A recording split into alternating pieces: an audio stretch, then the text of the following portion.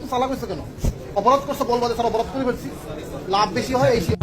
একসময় দেশের কোটি কোটি মানুষের কাছে তিনি ছিলেন দুর্নীতিবাজ, ভেজাল ব্যবসায়ী আর অসাধু সিন্ডিকেটের জন্য এক আতঙ্কের নাম।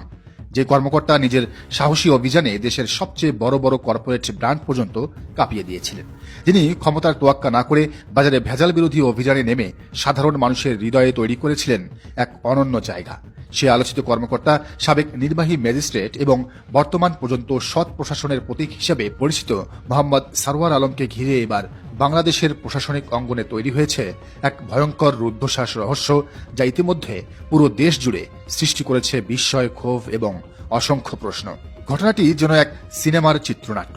মাত্র 24 ঘন্টা আগে পর্যন্ত যিনি ছিলেন সিলেটের জেলা প্রশাসক, যিনি দুর্নীতি আর অনিয়মের বিরুদ্ধে আবারও শুরু করেছিলেন তার পুরনো স্টাইলে একের পর এক প্রশাসনিক অভিযান, সেই মানুষটিকেই আজ হঠাৎ করে সরিয়ে দেওয়া হয়েছে তার পদ থেকে।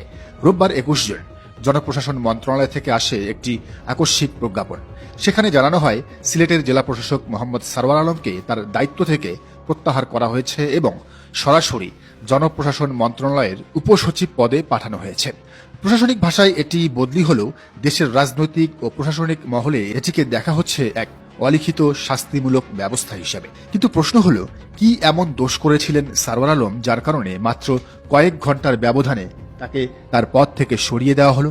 কি এমন শক্তিশালী ও অদৃশ্য হাত নড়ে চড়ে উঠল যে হাতের ইশারায় একজন জেলা প্রশাসককে মুহূর্তের মধ্যেই গায়েব করে দেওয়া যায়?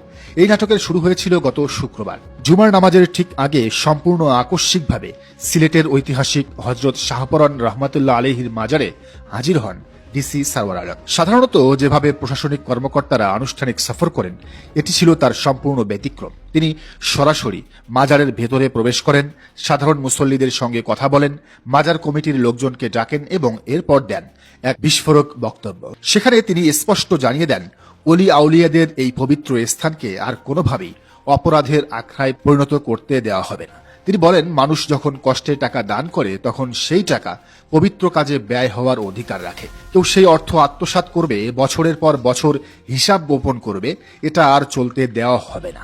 আমি এটা চলতে দেব না। শুধু তাই নয়, তিনি আরো বলেন, মাজার প্রাঙ্গণে নারীদের জন্য নিরাপদ নামাজের ব্যবস্থা করা হবে, আধুনিক মেডিকেল সেন্টার তৈরি করা হবে এবং পুরো ব্যবস্থাপনায় আনা হবে স্বচ্ছতা। কিন্তু তার বক্তব্যের সবচেয়ে ভয়ঙ্কর অংশ ছিল অন্য জায়গায়। তিনি সরাসরি ঘোষণা দেন, মাজার এলাকায় মদ, গাঁজা এবং মাদক সিন্ডিকেটের কোনো অস্তিত্ব সহ্য করা হবে না, কাউকে এখানে রাখা হবে না।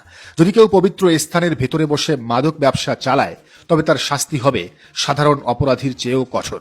তিনি বলেন, প্রশাসন ইতিমধ্যেই গোয়েন্দা নজরদারি শুরু করেছে এবং খুব দ্রুত কঠোর অভিযান পরিচালনা করা হবে। গাঁজা বা মদ বা ইয়াবা সেবন করা হয়, এটা যাতে কোনোভাবে না হয়, এই তিনটা জিনিস আমরা মানুষ করতে চাই। এই বক্তব্য যেন বজ্রপাত হয়ে আঘাত করে বহুদিন ধরে গড়ে ওঠা একটি অদৃশ্য শক্তিশালী সিন্ডিকেটের উপর। কিন্তু নাটক এখানেই শেষ হয়নি। এর আগের দিন বৃহস্পতিবার বিকাল 4টায় ঘটে আরও এক বড় ঘটনা। সিলেটের অতিরিক্ত জেলা প্রশাসক মাসুদ রানার নেতৃত্বে ইতিহাসে প্রথমবারের মতো প্রশাসন সরাসরি হস্তক্ষেপ করে হজরত শাহজালাল রহমতুল্লাহ আলাইহির মাজারের অর্থ ব্যবস্থাপনায়। দীর্ঘ শত বছরের প্রচলিত নিয়ম ভেঙে মাজারের ভিতরে থাকা 3টি বড় দানের ডেক বা পাতিল প্রশাসনের নির্দেশে সিলগালা করে দেওয়া হয়। লোহার শিকল দিয়ে বন্ধ করে দেওয়া হয় নগদ টাকা সংগ্রহের পুরনো পদ্ধতি। তার পরিবর্তে বসানো হয় জেলা প্রশাসনের লোগোযুক্ত নতুন নিরাপদ দান বাক্স। পাহারায় বসানো হয় আনসার সদস্য, লাগানো হয় সিসিটিভি ক্যামেরা। প্রশাসনের তরফ থেকে জানিয়ে দেওয়া হয়, এখন থেকে কোনো খাদেম বা ব্যক্তি সরাসরি নগদ টাকা সংগ্রহ করতে পারবেন না। সমস্ত দান জমা হবে নির্ধারিত বাক্সে এবং প্রতিটি টাকার হিসাব থাকবে প্রশাসনের নজরদারিতে।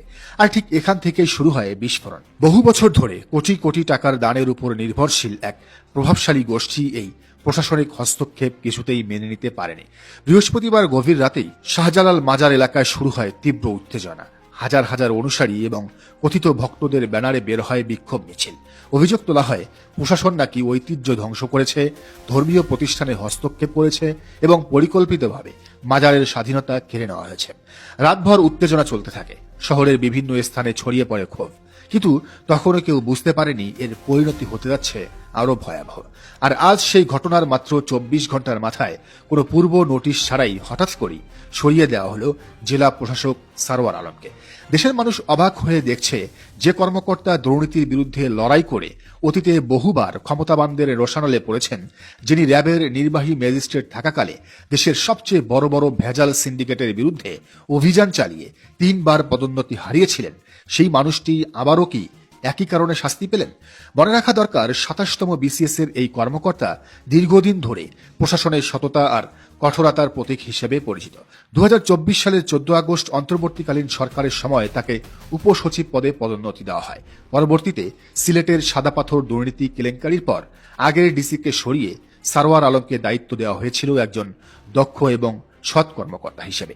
কিন্তু সেই মানুষটি যখন মাজারের কোটি কোটি টাকার হিসাব স্বচ্ছ করতে যান, যখন পবিত্র স্থান থেকে মাদক চক্র উচ্ছেদের ঘোষণা দেন, যখন পুরনো ক্যাশ কালেকশন সিন্ডিকেটের শিকড়ে আঘাত করেন, তখন মাত্র একদিনের মাথায়, মাত্র 24 ঘন্টার মাথায় তাকে সরিয়ে দেওয়া হয়। এখন দেশ জুড়ে একটাই প্রশ্ন ঘুরপাক খাচ্ছে, তাহলে কি এখনো দেশের ভিতরে এমন শক্তিশালী আন্ডারগ্রাউন্ড সিন্ডিকেট সক্রিয়, যারা চাইলেই প্রশাসনের সৎ কর্মকর্তাদের সরিয়ে দিতে পারে? ক্ষমতার চেয়ার বদলালেও কি অপরাধ আর দুর্নীতির গডফাদারদের নেটওয়ার্ক অটুট রয়ে গেছে?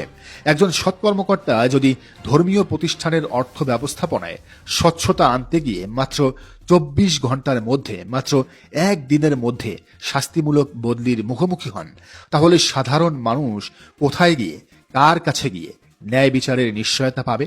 সারওয়ার আলমের এই আকস্মিক প্রত্যাহার শুধু একটি প্রশাসনিক রদবদল নয়, বদলি নয়, এটি এখন পরিণত হয়েছে পুরো বাংলাদেশের জন্য এক ভয়ঙ্কর প্রতীকে।